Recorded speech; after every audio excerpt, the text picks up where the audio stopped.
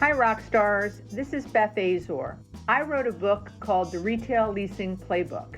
This podcast will go over a few chapters each week to discuss the highlights of how you can lower your vacancy and increase your occupancy.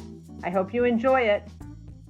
Hey, Rockstars. This is Beth Azor, and I'm here for the Retail Leasing Playbook podcast, where I go through chapter by chapter in my book and give you the little bit of the cliff notes.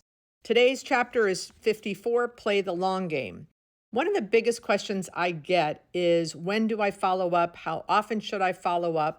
And here's my answer. So in the book, I say the answer is it depends. And I know that aggravates or annoys everyone, but it truly does depend. It depends on where you are in the deal. Did you show space to the person?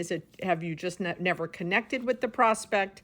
So it really depends. But I think a very good answer is when you can add new value, right? So if all you're doing 5 times in a row, 5 weeks in a row, is calling the prospect or reaching out to the prospect with nothing new, just to say, hey, do you want to see the space? Hey, do you want to see the space? Hey, are you interested in my market? Do you want to see the space? And you're not adding anything new, then how annoying is that? So what I say is follow up when you have something new to add. For example, they just announced a hospital going across the street. I just signed Aspen Dental. I just got this space size available that you were looking for the last time that I spoke to you, and I didn't have the space size. The Department of Transportation just came out with the new traffic counts, and our cars that drive past our shopping center are up 5,000 cars a day. Something new, or maybe let's say you are negotiating or you're following up with a fitness use. And in the Wall Street Journal last week, they posted an article about fitness centers going into retail shopping centers since the pandemic. That would be something new that you could send to them. There's a phenomenal book called Never Split the Difference by Chris Voss. And what he says is, after you've followed up with a prospect many times and you're not getting anywhere, he suggests that you text them and say, hey, I don't want to bother you. If you've decided not to move forward, just let me know, and I wish you luck. And 90% of the time when you do that, the prospect reaches out immediately and says, no, I'm still interested, but. So if they're not responding, I believe it's because you didn't give them enough information for them to make a decision, and that is your job to do that.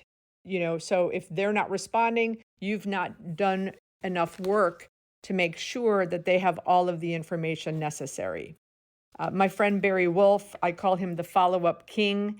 He, over a 10-year period, reached out to me once a month and just pinged me on whether it was Marcus and Millichap market comps, a cap rate report, driving by my center telling me that the renovation looked good. There's all kinds of different things you can do to ping your prospects.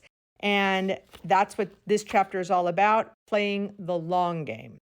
So playing the long game, pinging them, sending them articles, and adding value to their business, to their world. That's how they're going to remember you, and that's how you're going to eventually get the call back. Have a great week, Rockstars. Thank you for listening to this week's podcast. I hope you learned a few nuggets to help increase occupancy and lower vacancy. See you next week, where we'll go over a few more chapters of my book, The Retail Leasing Playbook.